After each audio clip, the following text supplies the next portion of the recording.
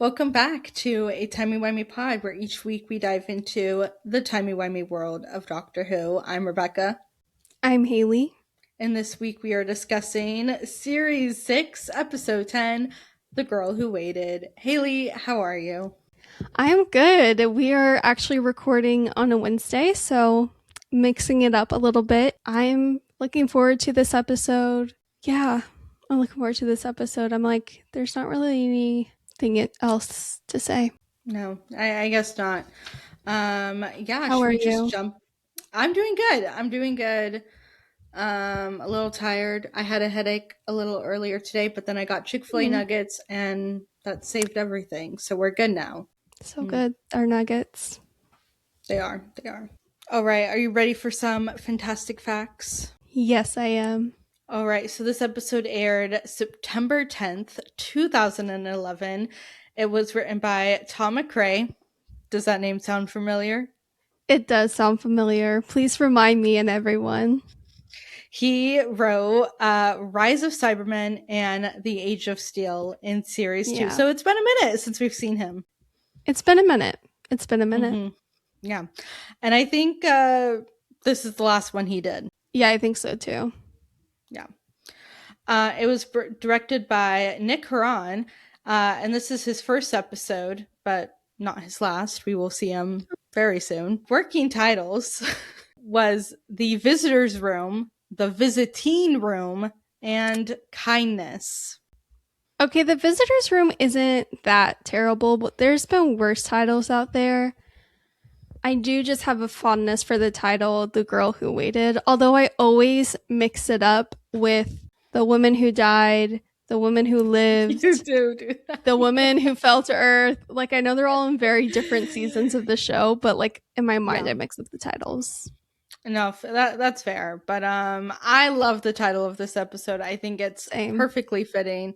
Nothing else could have been the title.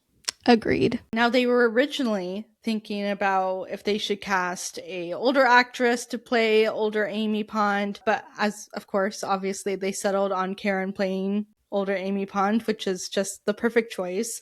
And Karen actually went and worked with a voice coach and a movement coach so she could develop different vocal range and body language, which I think really comes through in her performance. And it just really stands out. Definitely. I noticed the older Amy, or future Amy, I should say, definitely was like moving slower, had different body language that you would naturally expect for someone who's older. Yeah, even her voice is a little bit different. There's a bit of a vocal fry.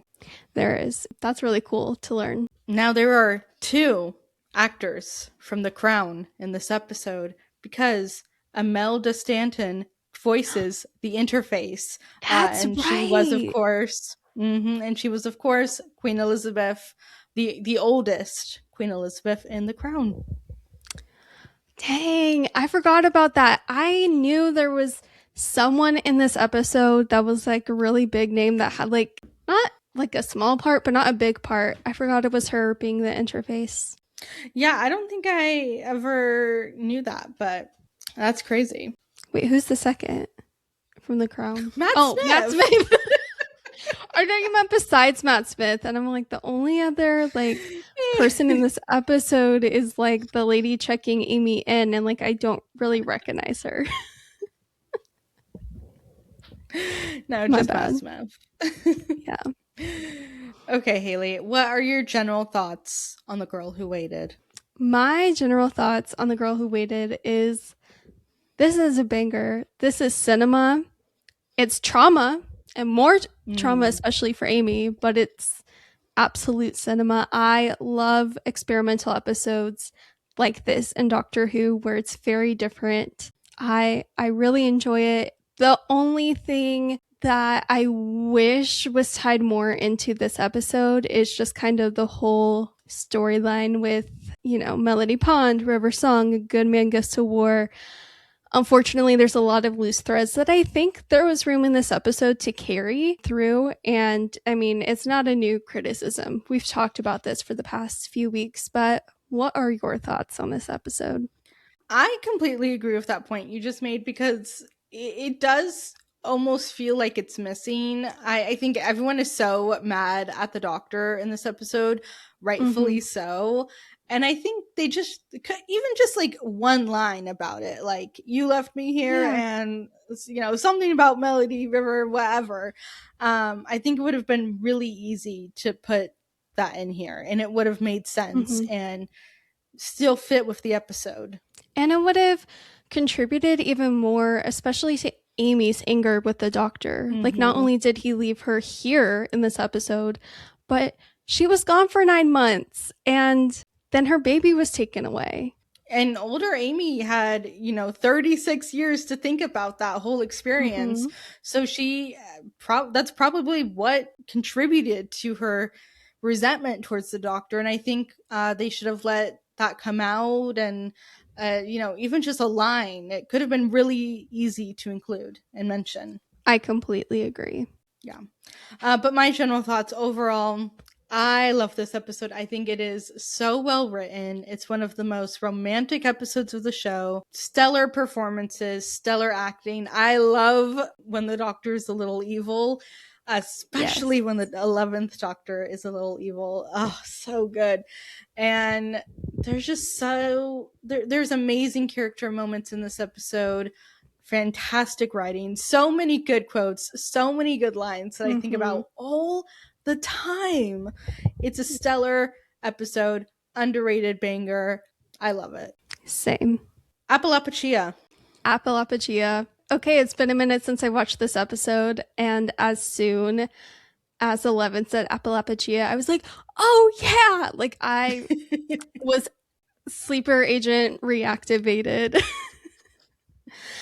I love this concept of a planet. Like, okay, well, there's the Two Streams facility, and then there's like the planet Apalapucia. And Yes.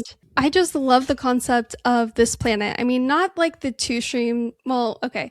The Two Streams facility actually is a very interesting concept. And I really do think it was thought out particularly well, especially considering like the planet was under like a whole quarantine and it was so people could come visit and come see, their family members who were about to die of the plague, live their whole life essentially.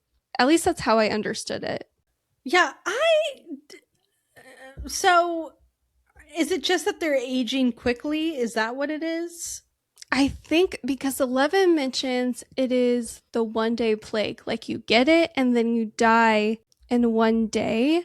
So Yeah. if people who have the 1 day plague are in this slower time stream, it Mm. slows them down. Hold on, I wrote it down. Oh, here we go.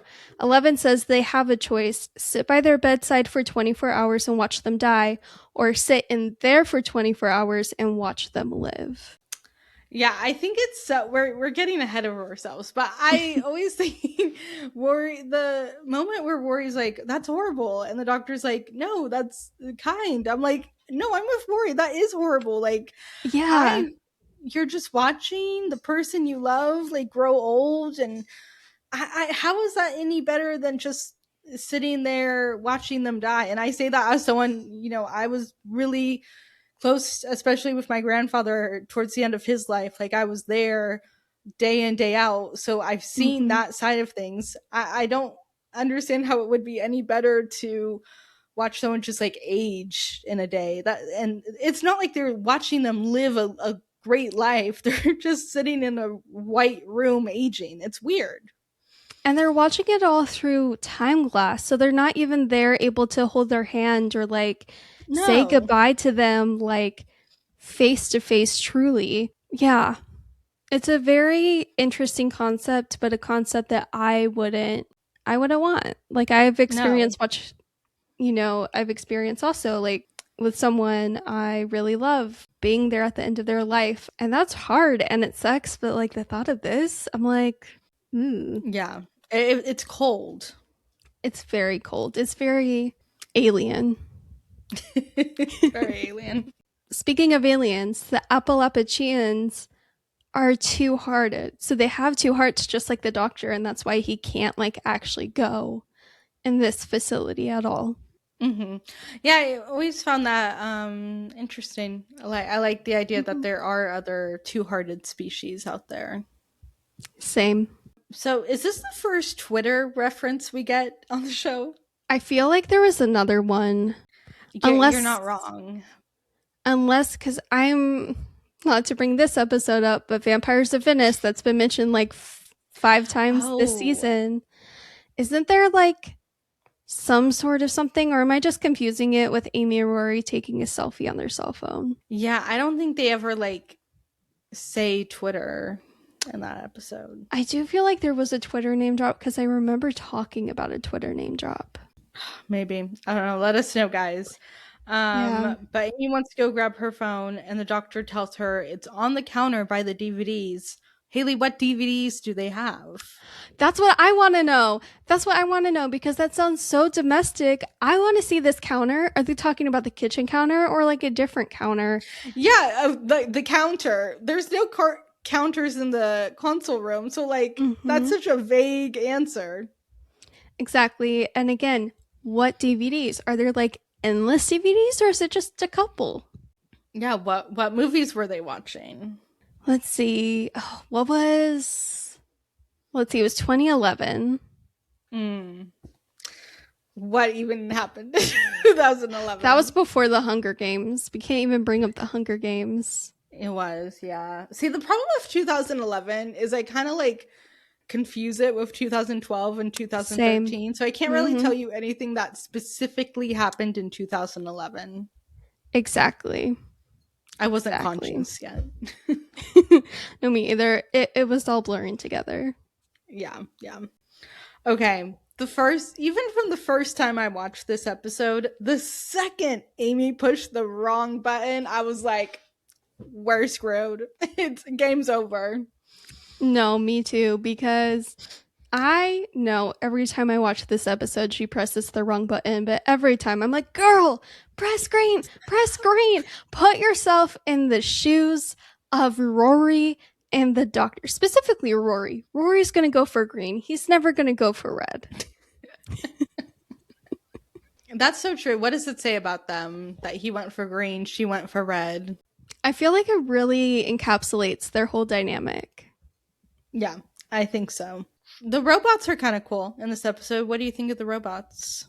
Yeah, I like the robots. I like the concept of the handbots and how they have anesthetic. My question is like we know like their hands give anesthetic, and we see in this episode like the handbot stings Rory, but he's able to come to. It stings Amy. I'm really getting ahead of myself, but she's like really incapacitated. And I'm like, Yeah. what's the difference there?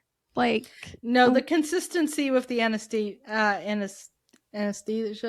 is not consistent at all.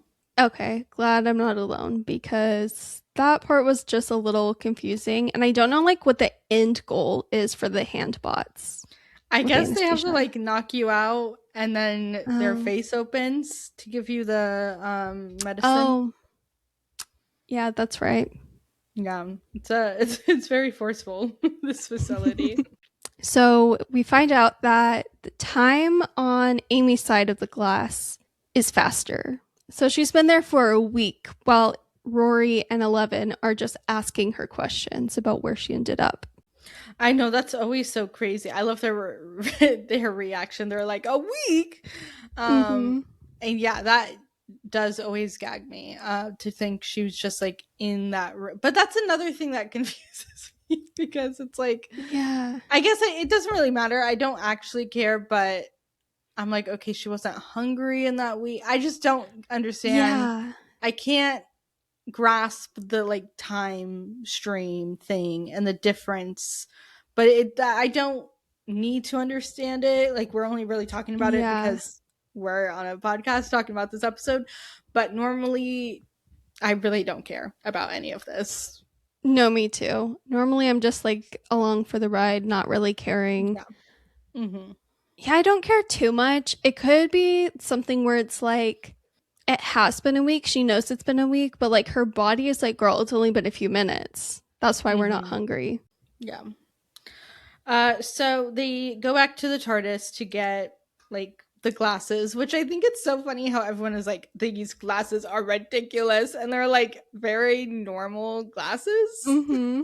And they don't look bad on either Rory or Eleven. Yeah, especially Arthur Darvill. They look good on Mm-hmm. him, I will Yes, say. they Very do. cute.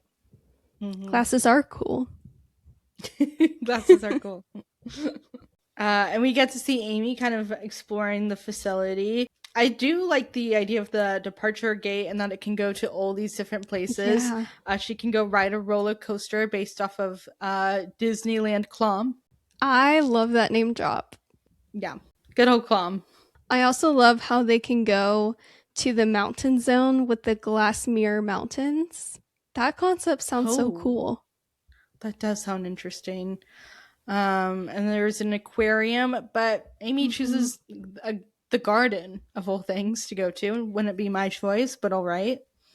Okay, that leads into my question because there's, roller coaster, there's the cinema, aquarium, garden, gallery. Like, which one would you choose? Aquarium. Have been wanting to go to an aquarium for so badly for like years now. So I would go there, but knowing me, most of my time would be in the cinema. So valid. I feel like being in Amy's shoes, knowing like Rory and Eleven will hopefully catch up to her eventually, I would be like, well, I don't want to waste my time in the cinema when I can Yeah. do that like on my own volition. I would probably choose the aquarium, but I might actually, no, knowing me, I would go to the roller coaster. That's where I would go. Yeah, I would not. I do not like roller coasters. And I couldn't really see myself going to the garden just because I don't really like the outside. Really? I'm surprised you say that because you do love a good park moment. Yeah, that is true. I like the beach more than I like a park. Mm, But yeah, but I don't know. A garden, I'm like, no, I'm not like. I'd probably end up there eventually, but it wouldn't be my first choice. gotcha. Speaking of the garden, I Um, do love this garden. Like the visuals of Me this too. garden, always gorgeous. Always gorgeous. Yeah, It's an iconic garden. yeah. I really like the hedges. I love how says, "You really could spend a lifetime here." Not that I'm going to. Foreshadowing. Yeah. And it's not the last time we see this garden. No, it is not.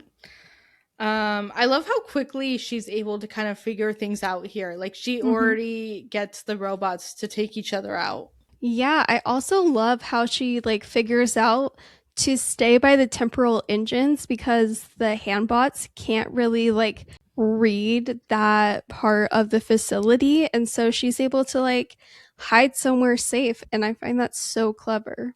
Yeah, she thinks very quickly and is Mhm. very smart, as we learn in this episode. We'll get more into it. But going back to Worry, they go, they fly the TARDIS, get to the red waterfall room, and we see someone coming after him. And then we just hear this robotic voice saying, I waited for you. And then we get introduced to older Amy. What was your reaction seeing this for the first time, if you remember? Honestly, unfortunately, I don't remember, and I find that a personal tragedy. But honestly, every time I watch this episode, this moment always has me gagged because you're not obviously if you rewatched it, you're expecting it. But like if you're watching it for the first time, that is not at least I don't think that's where my mind went at all. No, me either. I think the makeup they use in this episode is looks really good. Sometimes when they try to like age up actors, it doesn't really work and it looks bad. But I think the makeup was really well done here. And yeah, I don't remember my exact reaction to this either for the first time, but I know I was probably gagged because it is even though it's coming on rewatches, it does get to you. And just her saying, I waited for you. Oh, that is heartbreaking. And then Rory is like, what happened? Why are you still here? And the way she just bluntly says it, you didn't save me. Oh, it's crazy. And then what she says next is, just another moment because she says, I've been here a long, long time. I've had decades to think nice thoughts about him. Got a bit harder to say charitable once I entered decade 4. I think I can definitely say I hate him. I hate the doctor. I hate him more than I've ever hated anyone in my life. You told me to wait, and I did. A lifetime. You've got nothing to say to me. And just like the way she says it, you can tell she's not just angry. Like, she is furious. Real quick for the people on video, I had to change my headphones because my earbuds died, so that's why things look different now. But no, I love her reaction. I love the anger she has towards the doctor in this Mm-hmm. episode. As she should, as she should. It's very fitting. And I love that she just says, I hate him. Like that. Oh, it's just Mm-hmm. so, like that is just so such a strong thing to hear Amy Pond say.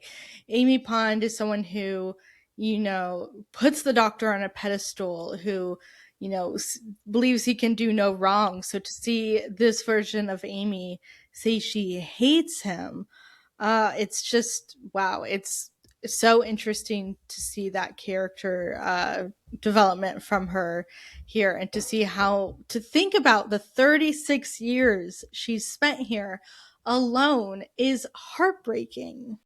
The thought of being away from your husband, the man you love, and your best friend for 36 years is crazy and difficult enough, but to essentially be in solitary confinement for every minute of those 36 years, like, I cannot even imagine. I can't even picture what that is like. No, me either. It is so sad to think about what she had to go through in all those years alone. Mm-hmm. I love when she says, "You didn't save me," and Rory gets so upset, and he's like, "But this is us saving you. We're supposed to be Yeah. saving you right now. The doctor just got the time wrong." And I love how Rory gets so angry at the doctor here too. Rory's always been really good at clocking the doctor, getting mad at Mm-hmm. him, and they just let him. They don't let him hold back in this episode, and I love to see it.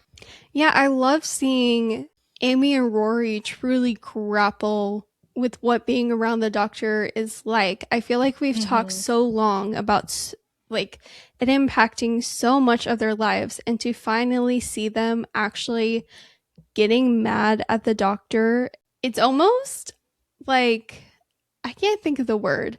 No, I I get what can't you're believe saying. I it. think they were in this kind of like fairy tale esque for so long. Like series Yeah. 5 is very fairy tale. And I think at this point in their run, they start kind of having to deal with the downsides that come with traveling with the doctor. And I think you really start to see the impact of that here and in the next episode and in more episodes to come. Yeah. Okay, Amy made her own sonic screwdriver. Sonic probe. Sonic Pro, but she does admit later it's a screwdriver. She does. I'm like, girl, how? Literally how, and then she also like reprograms the robots. She reprogrammed the interface. Like she was Mm-hmm. get this girl in computer hacking. Like get her talking to Mickey Smith. Like who knew Amy Pond could do all this? Unit is just circling her, wondering where she went in the modern day timeline and why they could never get her on the team. Kate is crying, throwing up that she couldn't recruit Amy. She regrets every day after the power of 3. Like, she just regrets every day after the power of 3 of not getting Amy then. Maybe they're working for like American units back in whatever time they get stuck in. Spoilers. See, they're giving. Wait, no, that's the wrong time frame. Wait, what year in New York? Don't remember. I know it's pre World War II, I Yeah, I know think. that because I was gonna say maybe they're able to give some intel about Daleks in Manhattan. Oh, true. Yeah. I'm just thinking about like COVID mini YouTube video that Arthur Darvill. Do you know what I'm talking about? I know what you're talking about. Yeah. Yeah, I just remember there's a line in that where he's like, "Well, the war's ended, which is good, even though we knew how it was gonna go." And I'm like, "Dang, that would be crazy." That would be a trip. Like imagine like having everyone freak out around you being like, "Oh my gosh, this is actually I can't even imagine what people were I saying back know. then." So I don't know why I'm trying to, but I think you guys know what I'm saying. But like to have the Yeah. foreknowledge of how everything's going to turn out. But Mm. me personally, I would get a little nervous though because I'm so like, well, time can be rewritten. So true. Yeah. And it's probably, and they're probably not like World War II experts, so they may know like the broad things, but they don't know like exact details. So I think it would still be pretty stressful. It would be. But hey, Amy did meet Winston Churchill. She was Oh, so there. true. Yeah. So she's like, it's fine. I'm on it. I was already on it. Yeah. Yeah. Oh my gosh. I'm just thinking again of all of the just like World War II situations in this So many. show Yeah. crossing over. It is a lot. So, 36 years. How old do we think she's supposed to be? In her Oh 60s? shoot. Okay. How old is Amy in Series 6? Well, in series 5, isn't she like 22 or something? Yeah, I think she's like 21, 22. But she could be like, we don't know how much time has really passed. I She could know. be. I did calculate it earlier and just say for all intents and purposes, I'm going to cringe saying this. She's 25, like her actual age is 25. You add Yeah. 36 years, amounts to 61 years old. Okay, yeah, I can see that. Maybe she's late 50s, early 60s. Yeah, I love when Rory's like, "You look good. You look really good." I know. He's like, um yeah, I can never get it, can I? he also gives one of the most like romantic lines of the show, which I remember this line just being on Tumblr all the time back in the day. And Mm-hmm. it was, I don't care that you got old. I care that we didn't get old together. Heartbreaking. Heartbreaking. That line is so romantic It and is. so It's just so full of Rory. love. It I is. know. So Rory, yeah, I can't get over just like this whole thing. And when Amy tells the doctor 36 years, 3 months, 4 days of solitary confinement, this facility was built to give people a chance to live. I walked in here and I died. That's crazy writing right there. Insane. Insane.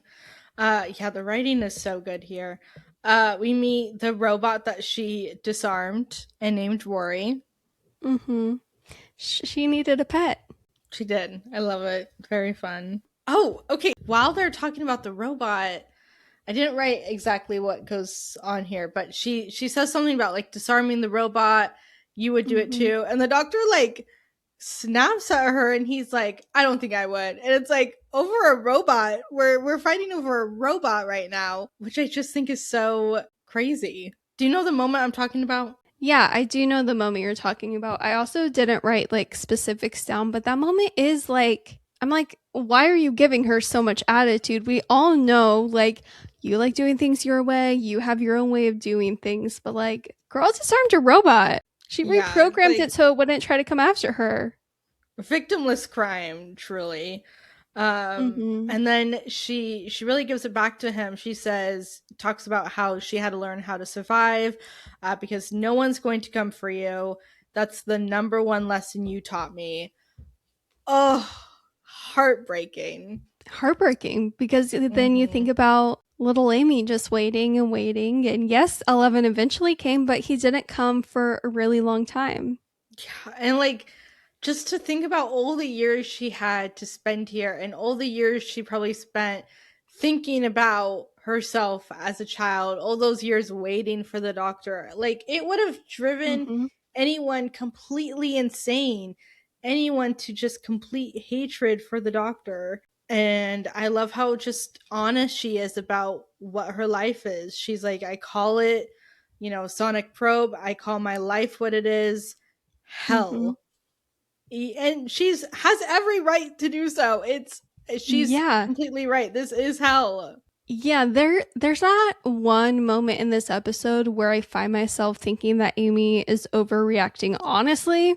In some No. moments I'm like, girl, I don't know how you're like not spiraling even more or Mm-hmm. like it's just like so unfathomable to me to be apart from them and the doctor for 36 years and being solitary. And I really like what she says to 11 when she's giving it to him. She says, "Don't lecture me, blue box man flying through time and space on whimsy.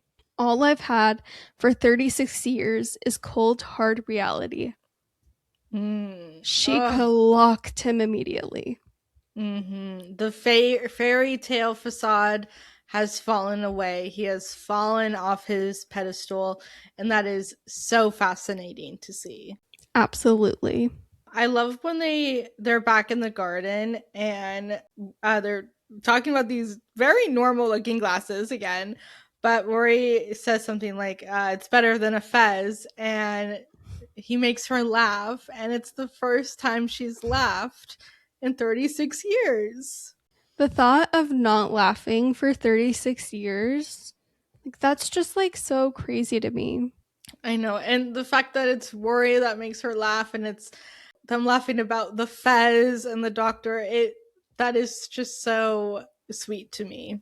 And you see future Amy, older Amy, whatever you call her, slowly starting to warm up a little bit. She's kind of this hardened version of herself because she's had to be. She's been all alone, and now that Rory is with her, she's slipping back into familiarity and being reminded again of how much they love each other. And I just like that we see her slowly starting to open up more and more to him throughout this episode, starting with laughing Mm-hmm. and her saving Rory when he gets sapped by the handbot. I like that moment Yeah, a me lot. too.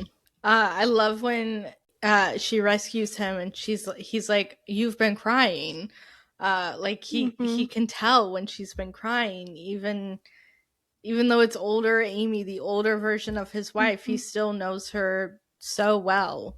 He does. I love all of the moments in this episode where we see just how well and they know each other and how deeply they love one another. But the whole kind of crux of this episode, the conflict of this episode is really between both versions of Amy because we learned that like they're both alive concurrently.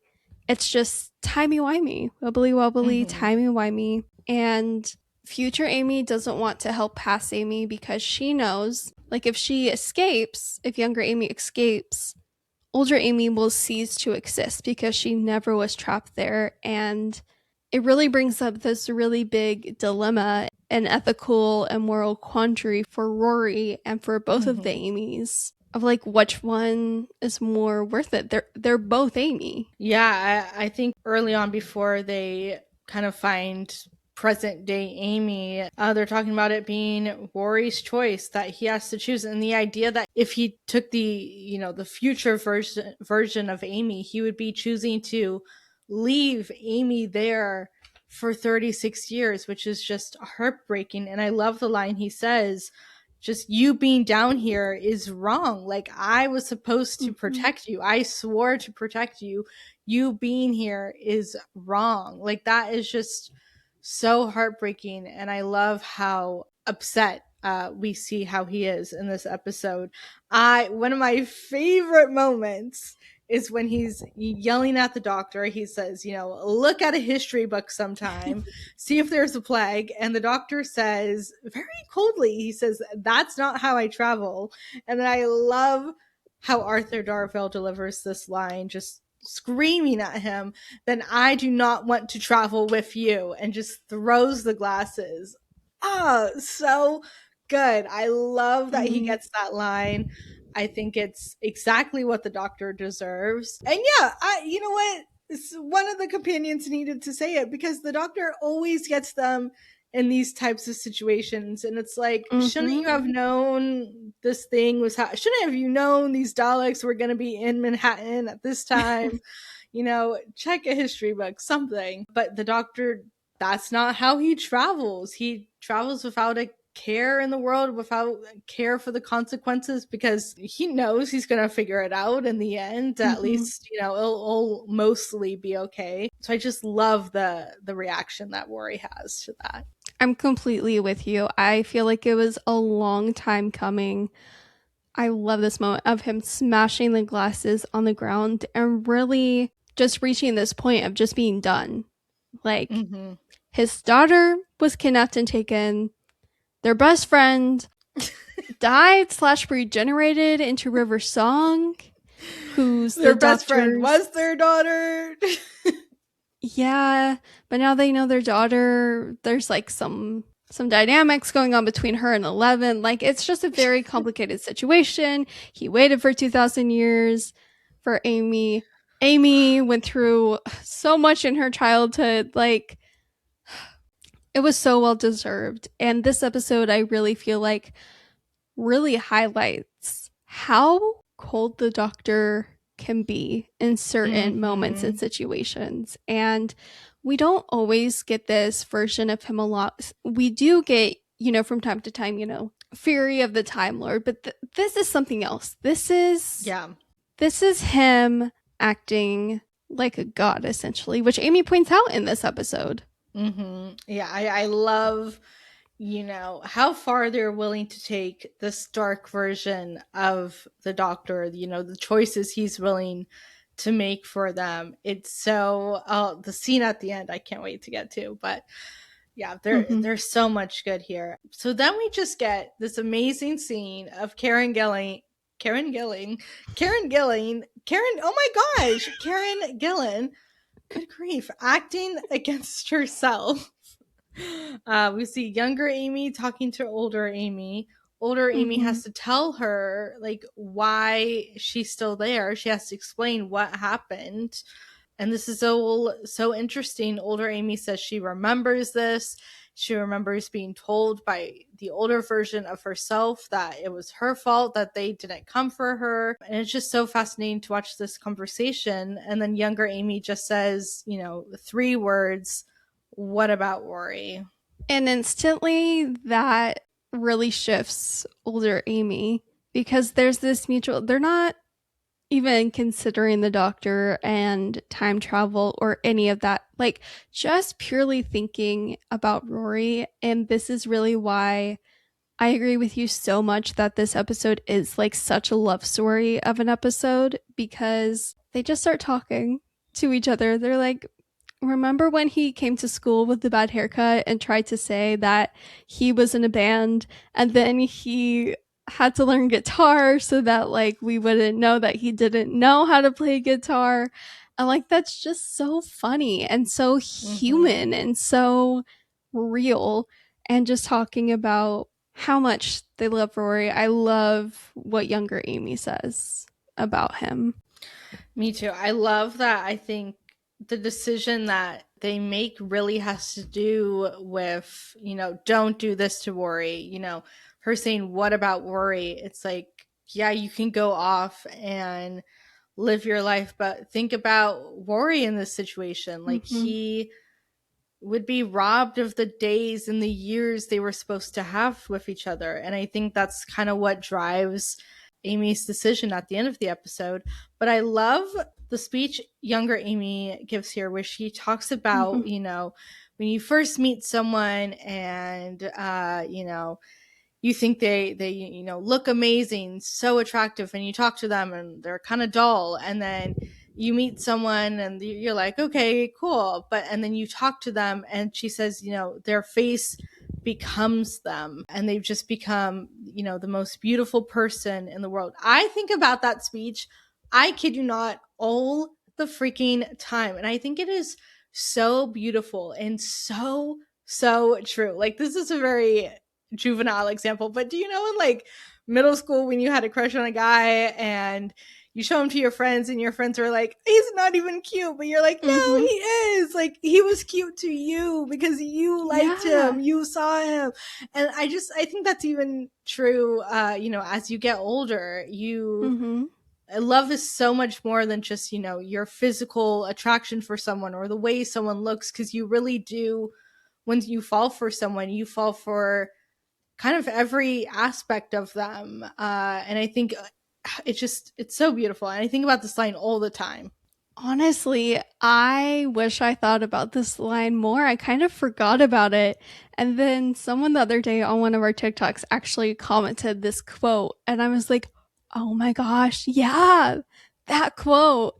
And just watching it today, it's just one of those quotes that, like you're saying, is something you can think of a lot because of how true it rings. Like, it's not Mm-hmm. just like a quote in a TV show. Like, no, this is like an actual truth. And I just find it so sweet.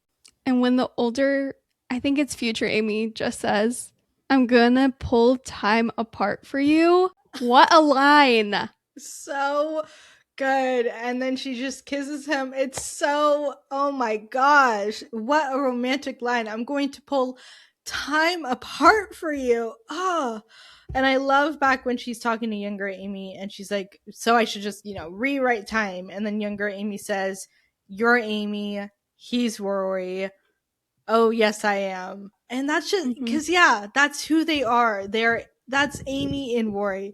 If anyone is going to defy time, defy the universe, pull time apart for each other, it's going to be them. This is what they do. They are a timey-wimey couple and family through and through, and we just see it time and time again in this show. And I just love the evolution of their relationship and how strong their relationship has grown to be. And this episode, it always like tugs on my heart for them. Like, I just love watching them fight for each other, and I just really like that. Okay. So, does the TARDIS have a karaoke bar actually? And if so, why haven't we heard anything about it before? Another TARDIS room that we were robbed of seeing. Yeah, I would Mhm. love to see a karaoke bar, and I would love to see 11 Amy and Rory in the karaoke Mhm. bar. That sounds amazing. I just know they went throughout time and just like picked up random singers throughout time to just Yes. pop up in the karaoke room. Absolutely. Yeah, so the doctor's saying he has to get rid of the karaoke bar to allow for the TARDIS to have both future Amy and present day Amy. He says, like a liar. Uh-huh. We'll come back to that. I love when they're talking about this whole plan, to get both Amy's in the same time stream, whatever. Amy asks Rory, I need you to be with me. I need you to watch my back. And I think that is so heartbreaking because I think at this point, older Amy already, like, she doesn't trust the doctor. That's why she has to ask Rory to watch her Mhm. back. Definitely, and ultimately he turns his back Ugh, so sad. for a valid reason. Like, it wasn't malicious, but he turned his back. Yeah. Amy and Rory had their first kiss during the Macarena. Yeah, that's where I'm like, okay, Sure. Okay. sure. Like, Sure. as you're in the middle of doing the Macarena, and then you're like, I need to know the logistics, how this happened. Like, how old were they? Were they like 13? What Like, year what was was it? this? Yeah. The updated version of this would be like they had their first kiss during the Harlem Shake. That is a cursed, cursed. Stop that. That was really good. Just can you imagine? Do the Harlem Shake. That was so fun. Still one of my favorite, OG trends. It was a It was different so much time. fun. It was so fun. Everyone was in on it. It was a good time. Yeah. I love how once, everyone's together, how awkward it is. Amy, they just keep kind of copying each other on accident. Mm-hmm. And it's so awkward for Rory to be with both of them. I love the dynamic here. And older Amy says that she's not going to stay with them. She's going to go travel, do her own thing, but maybe Mm-hmm. pop in at Easter and Christmas. Which I'm like, that's giving doctor right there. It's very, very true. But, what else is she supposed to do? She doesn't want to hang out No, with them. exactly. It would be a weird dynamic. I find it really funny though, Rory's face when he's like, how's this gonna work? Then 11 is just like, I don't know, it's not my marriage. It's your marriage. And I find it so funny as they're like fighting their way back to the TARDIS because they end up like losing communication with 11 because of something or other.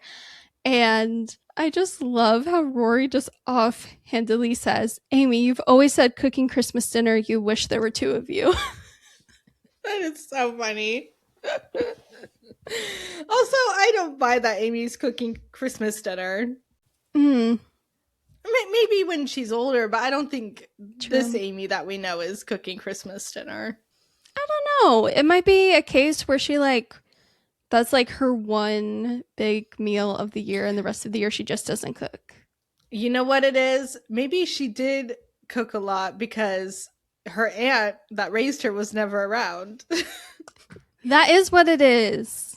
That We is did exactly what see it is. we did see her like make all those things for the doctor in the 11th hour, like the beans, the toast. She was very capable starting at a young age because she had to be because of her neglectful aunt. Yeah. Ugh, crazy.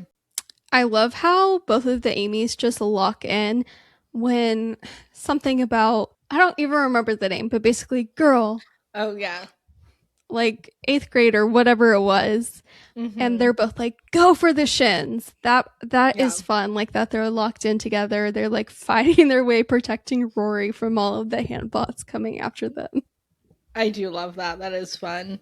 What would you do in this situation if you saw a version of future you, older you? I mean, see, it's hard in this scenario because you can't really like ask them anything about your future Yeah. because they've just, been in this place for 36 years.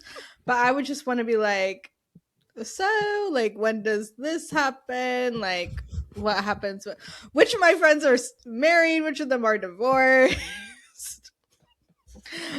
I'd start asking about divorces and yeah, I don't know. What about you? I don't know. I think I would honestly be just scared and I would be like, this Mm. is too much. I feel like I would create a paradox in asking myself questions about the future, my See, future self. exactly. Like, I don't want to ask about like my career or, Yeah, people I don't know. It's too risky. I've seen Doctor Who. I can't exactly. do that. Exactly. Yeah. Okay, one of the most like unironically funny moments of this episode, they're back in the like time stream room, whatever you want to call it, and the handbots are coming after them. Younger Amy gets zapped or whatever. And Rory, what does Rory do? But he grabs the Mona Lisa, Hmm. just hits the robot over the head. The robot just, tears through the painting and then starts sparking, starts exploding, and breaks down. All because it got hit with the painting. Which, mind you, like, this isn't even the real Mona Lisa. Like, it's too big of a painting. No, you're so right. But like, what did that real? Like, honestly, you couldn't have just like kicked the robot. Like, I don't know. They're like, It's why? just so funny to It grab the is. Mona Lisa and use that as your weapon. It kills me every time. And then he carries Amy into the TARDIS, and older Mhm. Amy, watching him carry younger Amy is so heartbreaking. Oh, it kills. Yeah. I think she always knew that this was a really big likelihood. She's very clever. Amy Punt is a Yeah. very clever girl. But I think she still had this hope that Rory would pull out for her, that Rory would provide a way for her to come in, regardless of the doctor, because of just how strong their love is. And I think realizing that as she sees him carrying younger her in the TARDIS, she's realizing that, oh, like, that's the Amy he's bonded to because that's the Amy he knows. Mm-hmm. Being around your wife who's gone 36 years without you, that's a big change, and it has changed her. And so I think for her, she's just realizing all of this all at the same time. And I mean, right as 11 goes to close the door, we just see her, she starts to book it and try to get to the TARDIS in time. And to think that moment she sees his face in the TARDIS doors, that is the first time she's seen the doctor in 36 years.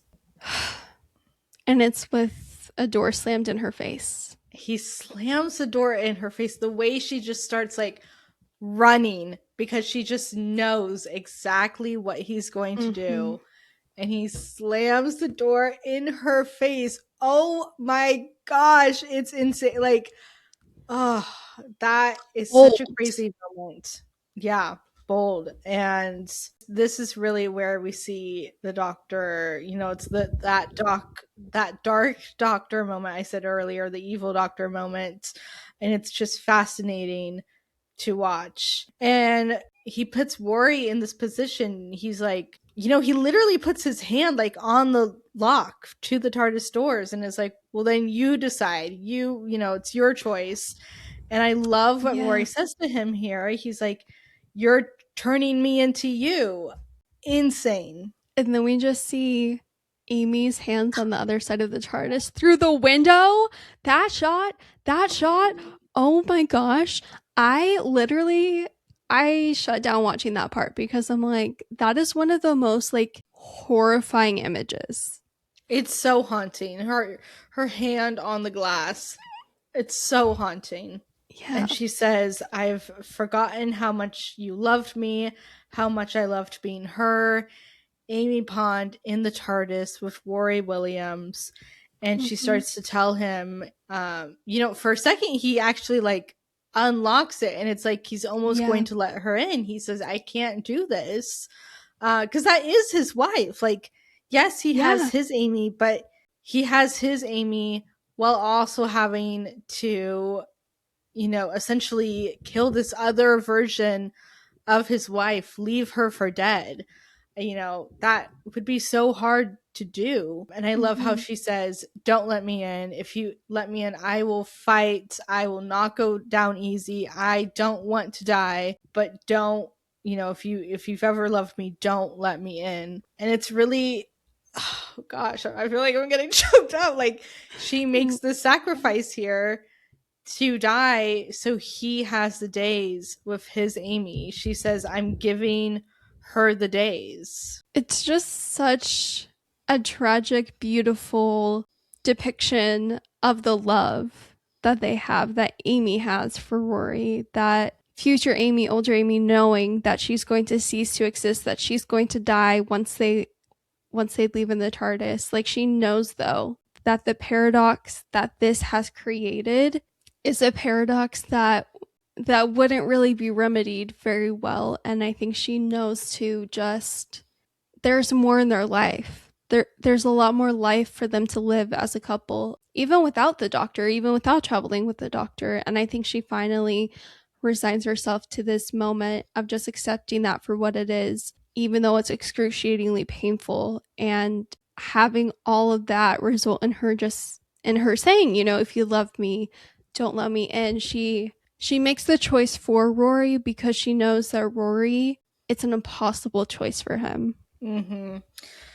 She was not someone that wanted to die. She could have died Mm-hmm. at any point very easily if she chose to in these 36 years. Let the robots take her Yeah. out. She's someone that wanted to live, wanted to have a life, but she chooses to give that up here in order for Worry and the younger version of herself to have the years that she didn't get, to have the life together that they're supposed to have. Mm-hmm. Oh, it's such a sad ending to this episode. And then, when they finally accept all this, she asks the interface to show her Earth, to show her home. Home. That kills me. And then she says, "Did I Yeah. ever tell you about a boy I met there who pretended to be in a band?" Literally stabs in the heart with that. Oh, it's so, yeah, I can't. And then Rory asked the doctor if he always knew that it wasn't going to work with having both Amy's on the TARDIS. And he doesn't exactly answer the question, but he says, Mm-hmm. I promised you I would save her. And there she is. She's okay. I keep saying it, but such a dark moment. If I was Rory, if Rory was me, I would be so mad at that answer. Mm-hmm. Like, I Yeah. think Rory knew, like, to just leave it alone. He wasn't going to get anywhere. He already knew the doctor was, like, being extra dark. Like, he didn't want to tip the scales anymore. But, oh my Mm-hmm. gosh, was the doctor just cold in this whole episode? And Mm-hmm. yeah, like, it's still, I feel like it's a harsh depiction of this part of the doctor's personality, but it's so very much in character. Yeah, it is. And I think, he saw the end goal here, and he saw that he had Mm-hmm. to lie to them, lie to future Amy in order to get to this point, in order to get younger Amy back to the TARDIS. And he was willing to do whatever it took. Like, he Mm-hmm. promised to get her safe, to rescue her. And he is willing to make those choices. It's that speech in World War III. Someone has to be the one to stand up and make Mm-hmm. the decisions here, and that's who the doctor is. And I love that the episode just ends on Amy waking up and asking, "Where is she?" Yeah. And the idea that Worry has to explain to her what happened. Oh, I would love to see that. Me too. Her and Rory really need intergalactic therapy and Mm. counseling. Yeah, they they really do. Separately, together, because of their travels with the doctor, because of everything with their child, all of it. All of it. Mm-hmm. I did want to bring this up is like Amy's trauma is continuing with this episode.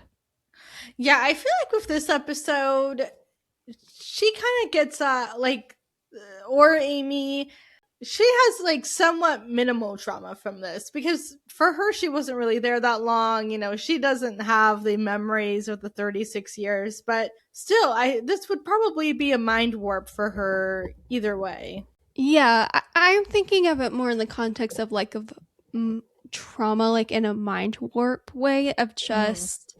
I could imagine being just thinking of like it would really could throw her for a loop, could throw you like anyone in general just for a loop, even though they don't have those 36 years of memories. totally. Who is the star of the show? Karen Gillan, ladies and Yes, gentlemen, no absolutely. one else Easy but choice. her. Mm-hmm.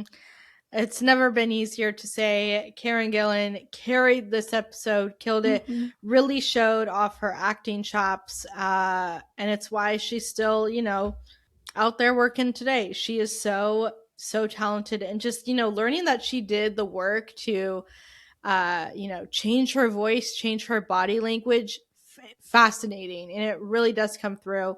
It was such a good decision to have her be Mm-hmm. older Amy and not cast an older actress. Like, we never would have really connected with anyone else as Amy Pond. It could only ever be No, Karen, and she absolutely kills it. exactly. What is the heart of this episode? Literally trying to think. Um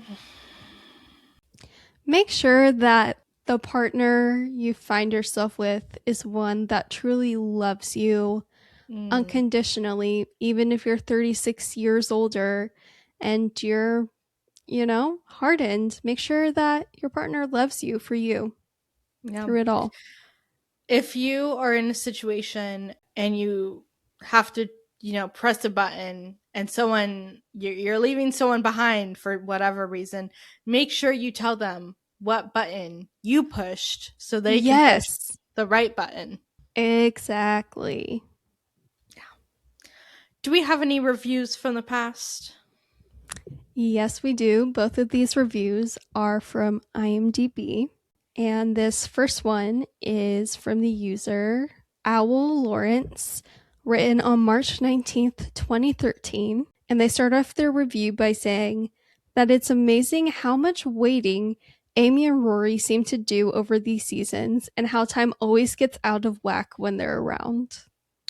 No, Amy really is the girl who waited. Like, the Yeah. episode could not have had a better name. It really couldn't. They continue saying that I think that older Amy is a great character. Hardened and bitter as she is, her true nature still shines through. Chiefly her love for Rory, which always shows in the oddest ways. So the decision to save her is understandable, but quite wrong in a show that has repeatedly stressed the dangers of time paradoxes. Despite the lessons of Father's Day from Series 1, I bought it because the Doctor is always so protective of Amy, and because honestly, he has not been quite himself recently. Still, I totally expected older Amy to suffer some tragic but very convenient accident which would get the scriptwriter out of a serious bind. Then came the real shocker, the moment that makes this episode brilliant. The moment when the Doctor abandons Amy to die. Wow. It clearly is the right thing to do, but what an inhumane decision to make and to live with. That's the Doctor for you. Yet asking Rory to accept this decision is even worse because the poor bloke is no Time Lord. He does not have to do the right thing. Worse, he has just spent the whole episode reminding Amy of who she really was. So that final scene with older Amy just blew me away. It was beautifully shot and it seemed just right. You may find it overly dramatic, but I find that I really need a tissue right now.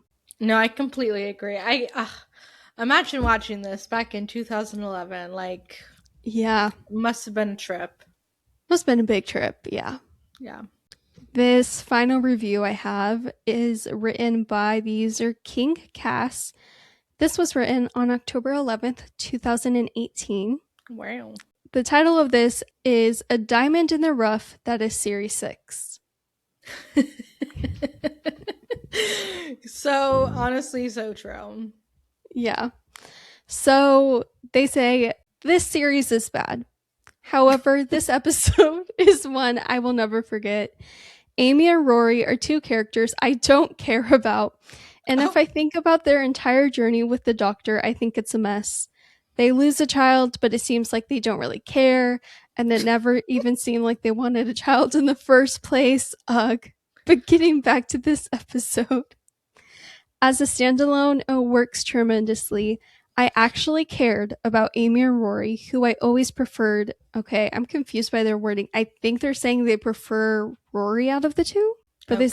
say I cared about them more than I ever have before. Actually, maybe it's the only time. I'd say, as companions go, future Amy is far more interesting than normal Amy. This episode is awesome.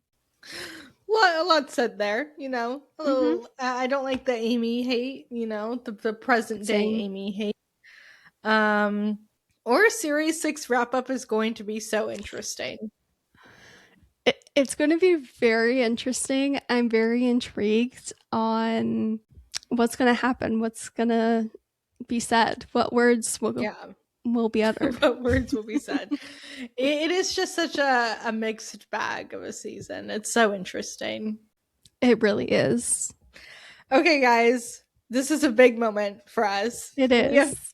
asking you guys, send in your emails. We'll read it on the pod.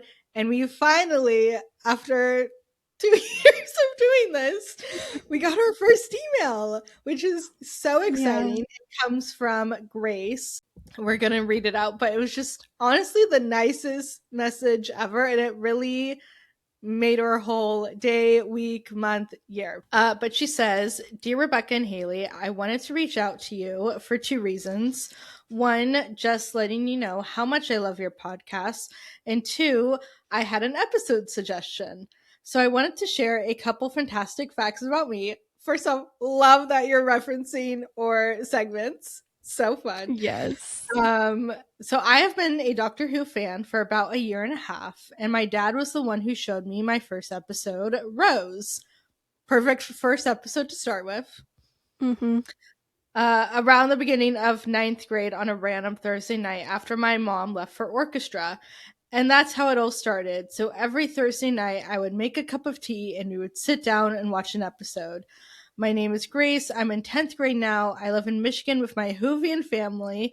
My dad got me and my dad got me and I got my mom. And currently my family just finished watching The Giggle. And I discovered your podcast after I came back from a snow sculpting competition where I had acute wrist tendonitis and a migraine. That sounds horrible. It does. And so I couldn't read or watch anything or draw, but I remembered hearing a clip of two nice sounding women talking about how Ted only needed to hear Donna say that the woman she was with was blonde to know it was Rose. And I remembered hearing just that little clip from what I think is Turn Left and looking up Mm-hmm. other podcasts and it not feeling right because in those like 15 seconds I heard you guys, I loved your podcast so much. I spent about 45 minutes searching the internet for this one specific podcast from the direction of a couple weeks stale memory of a 15-second clip. First of all, thank you so much for doing that. And also, oh my gosh, that's crazy. When we heard that, we were just so shocked by that and so honored. So incredibly honored. Like, you don't understand. Like, you literally made our year by this. Like, the dedication to finding our podcast was so, so sweet. It's so sweet. I can't imagine, doing all that work to find us. Like, that's so nice. Yeah. Thank you. But evidently, I found you guys, and I'm so glad I did because I have loved every episode. I share most of all your guys' opinions, and I'm a huge Rose plus 10 shipper. Yes. But I live for 10 and Donna antics. I listen to a podcast a day during my painting class, and I just finished series 4 wrap up, which was great, by the way. You guys do a fantastic job, and season 4 is my favorite. So I know y'all are big Rose fans, and me too. I wanted to share because I have a little bit of a bad wolf experience of my own. So my dad is very much a sci-fi nerd. He likes Star Trek, Star Wars, and Doctor Who. And as a kid, I knew this, but I never knew the name Doctor Who or what it was about. Not until I was probably around 12. First off, I'm very jealous because my dad also likes Star Trek and Star Wars, but for some reason, he doesn't like Doctor Who. So I'm very, very Rude. jealous of you. I know. It's upsetting. The first timey-wimey stuff that happened was on Christmas when I was about 8, is that either one of the presents was mislabeled or I wasn't really paying attention because I opened a gift meant for my dad and it was a Doctor Who DVD set that now is something we both love, but still a bit wibbly wobbly. I love that. So you accidentally opened a Doctor Who gift like years before Mm-hmm. you were even in the show. That's very, very fun. I love that. Me too. Then a couple years later, I still don't know what Doctor Who is. There's a little sticker jar sitting out somewhere, and the sticker that sticks out to me, even though 10-year-old me does not know why, was a weird blue box telling someone that they are definitely a madman with a box. And lastly, whenever I go out to the library, I would always find the Doctor Who section, even though I still didn't know what it was. I just know my dad liked it, and I would always want to check out and read the books, but I, for some reason, never would. I do love that. You do have such a Yeah. timey-wimey relationship for the show. You were getting your own, like, Bad Wolf Easter eggs to watch Doctor Who. I love also that your library had the Doctor Who books. Yes. That is so cool. Mm-hmm. Anyways, my actual purpose for writing this email is not to ramble on, because if you wanted to listen to a gob, you just watched the show. My purpose is I had an episode idea for you. It's kind of a weird idea, so it might be best to do a standalone episode. My idea is to talk specifically and solely about the music. I know that you guys have briefly touched on Murray Gold, but I'd love you guys to rate your favorite seasons based on the musical albums alone and discuss its strengths and weaknesses and how terrible it is we never got a theme for 9. What your favorite Doctor Who song is and why. Pick your favorite from each album. Personally, I think season 3 and season 9 have the best music overall. Like with the songs Bo, Only Martha Knows, The Shepherd's Boy, Dealing with the Menace, and my favorite Doctor Who song, which is This is Gallifrey or Childhood or Home. Uh, I love that idea. I think this is definitely something we will do at some point in the future, because, yeah, there's Absolutely. so much to talk about with the music. Yeah, this show is filled with so many iconic moments with the soundtrack and with music. And when I first read this episode idea, I'm like, yeah, no, that eats. That's going to be Yeah, a fun one. we definitely will be doing that one day.